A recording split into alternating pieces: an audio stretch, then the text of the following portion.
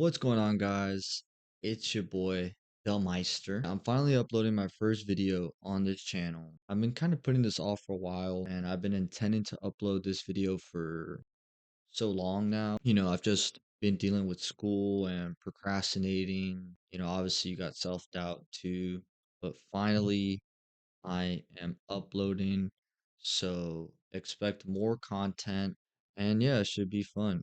But for today's video, the topic I want to talk about was actually the real reason why we're in a crisis right now. Obviously, as you know, there's multiple wars going on, there's genocides going on, the economy's fucking clapped right now. What else? You got depression, anxiety, loneliness, suicide rates at an all-time high. People are more disconnected than ever before, even though we have technology that's connecting us all, right? So what's happening? I've thought about it for quite some time now, and I feel like it's probably one of the most neglected areas of, being a human, and it has to do with spirituality. So now, before you guys, decide to click off the video, just give me a second. So I was never into anything spiritual, and I was always kind of skeptical about anything to do with spirituality. I was always like, oh, it's just kind of some bullshit that makes people feel good about themselves by lying to themselves or whatever. And basically, long story short, I've had a few profound experiences that has completely changed my mindset on, I guess, the world, you could say. I experimented with psychedelics, and I'm not advising you guys to do that, but it's changed my mind completely on the world. Ultimately, it's made me spiritual. I was never a spiritual person, like I said. I was always sort of just, I based everything just kind of off science, like a lot of people do nowadays. Now, you may be thinking, what the fuck does spirituality have to do with us being in a crisis right now? Well, what I think that happened, right, is, ever since modern science came to life, we became completely materialistic, which obviously gave us the Industrial Revolution, etc., and made us advanced technologically. But now we've neglected the inner life of being a human, aka the spiritual life, the spiritual aspect of being a human. I think when you are disconnected from your spirit, from who you truly are, things end up going bad. I mean, that's where you get all the mental health issues, all the anger, hatred, etc. Some of you guys may know a famous philosopher named Nietzsche famously stated, God is dead after modern science was born. Now, if you look at any avenues we have for the spiritual life, there's really none. There's really none in the Western world besides Christianity, but people rejecting Christianity for the most part. As you can see, it's starting to, if you guys have noticed, like Christian people or spiritual people posting on stuff, and that's because in order for the world to get back to a place of harmony, we need spirituality, and people are starting sort of to tap into that. They're starting to sort of figure that out, right? The fact that the Western world doesn't have a system for spiritual life ends up leaving people depressed, anxious, lonely, all these things just disconnected completely. And if you look in history, a lot of people had some sort of spiritual avenue, right? Like shamans, the yogis, Taoism, etc. Fast forward 300 years later after the Enlightenment Era, right? And for people who don't know what the Enlightenment Era is basically just an intellectual movement that stressed the values of reason and skepticism over blind faith. And this sort of view on the world made us more empirical, which created modern science. After the birth of modern science, science was so powerful that we've basically maintained a strictly external view of the world, which then caused us to be overly materialistic, which is why you see it so prevalent in the US culture. And this overly materialistic view is what made us completely neglect the inner life, aka the spiritual life. And that's why Nietzsche said God is dead. We've neglected the spiritual life, and the Western world, and especially the US, Christianity was the main outlet for the spiritual life. Now, I'm not saying that Christianity is the right way or any way is in particular. What I am saying is that Christianity was the main way people found a sense of meaning in life. And after you get an era where you completely neglect the spiritual life, You get an era where people find life meaningless. We're in a nihilistic vacuum. If people find life meaningless, obviously at some point society's going to crumble because there is no foundation. The foundation used to be Christianity, right? It used to be that was sort of the foundation for our morals. In God we trust. And now that people don't trust in God, you're basically taking out the foundation, the pillars of the US. So now we're starting to see the decline happen. Not to mention that happening on the ideological side, right? Then you have technology, which has separated us and now has made us socially angst. I mean, just people are not speaking to each other at all. It's easy to avoid people nowadays. I mean, you can just put on an AirPod, walk, listen to music, and just kind of close the outer world. Well, instead of eating and talking to a family member, instead you watch a YouTube video. Now, what this really causes is kind of like a illusion. I would say it's like you feel connected, but when the screen turns off, you sort of feel like something's missing. Then you kind of feel disconnected, right? So think about this. Combined this isolation aspect, right, that technology has created, plus a meaningless life, well, then you're gonna get fucking corruption, anxiety, loneliness, depression, genocides, a fucked economy, right? Because if everybody's well being is down, if people don't enjoy life on a fundamental level and find their lives fundamentally meaningless, then society eventually is going to crumble. But my point of the video isn't to sort of say we're doomed. It's actually the opposite.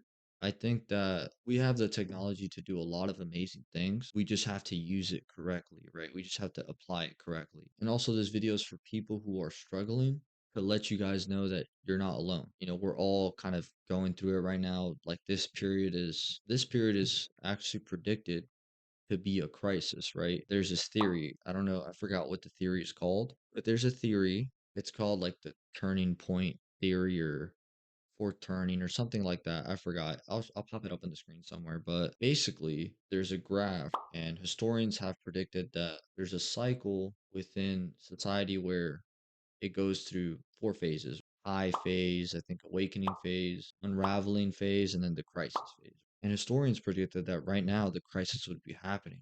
And guess what? It's fucking happening, right? And as you can see in the graph on the screen, it shows the unraveling phase, right? Where you got 9/11, fucking all this other shit, and the decline start happening. My point is that for anybody that's struggling, just know you're not alone. Everybody's going through it right now. This was sort of expected, and not only that, but if you use the graph, you think about it, right? The period after this is a high technically. Makes sense, if the world goes into a crisis, usually after crisis, people tend to transform a lot. There tends to be a lot of growth. So the same would apply to society. So yeah, I'm optimistic about the future. I mean, things are still going to get a little worse, I believe, but eventually after that, it's going to be a good period. So firstly, guys, I want you to actually pause the video and look at the graph and look at the connection between all the events and how it all lines up. And I want you to take a close look at the crisis period where it shows the prediction of the wars that are actually happening right now. As you can see, it says 2025. It says potentially World War III and all these other wars. And if you guys look up top here where it says 2030, right, that is the period where supposedly that's a transition to the new era and where we go into the high. So for anybody struggling, just know that we are going to go into a high and things will get better. So keep your head up. The other point I wanted to make about this graph was actually in the bottom right where it says awakening, and specifically where it says conscious revolution. The conscious revolution was the period of 1964 through 1984, where you have the assassination of JFK, you have hippies starting the counterculture, the Vietnam War, etc.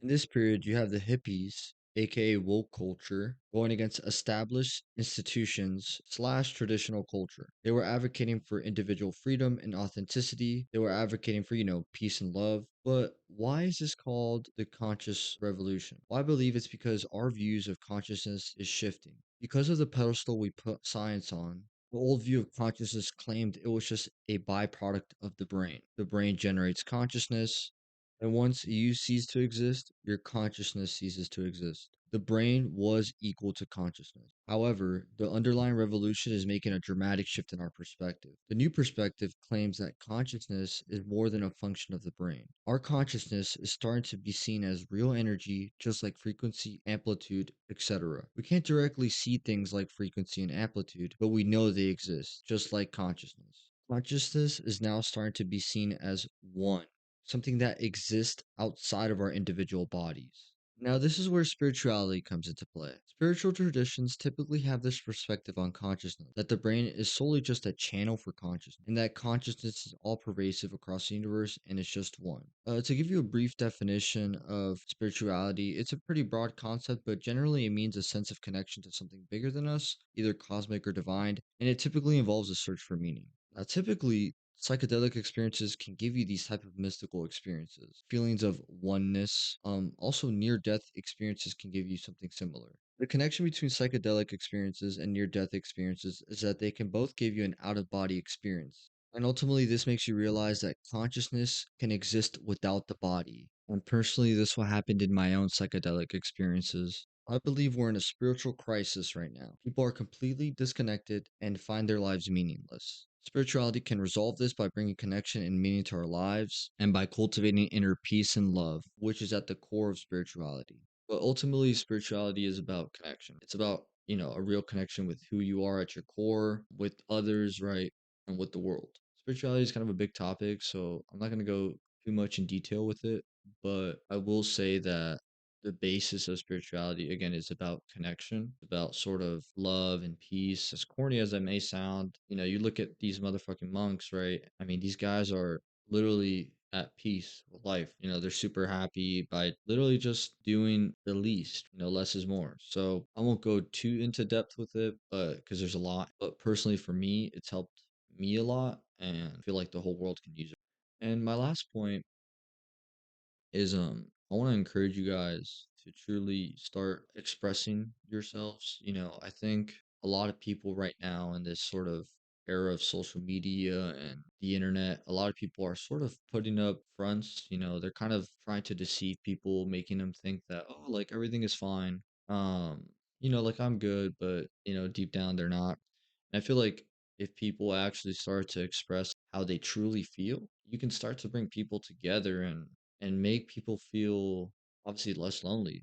Make them feel more connected. Because yeah, again, like I said, a lot of people are not really truly expressing themselves. People are sort of just like putting it under the rug, and kind of just like not talking about it. But again, the more people kind of talk about it, the more awareness we bring to it, the more sort of, the more probability there is for a change. And I would say also like don't just think because you're one person expressing yourself that you're not going to make a difference. All it takes is just to change one person or to help one person and like that creates a domino effect, right?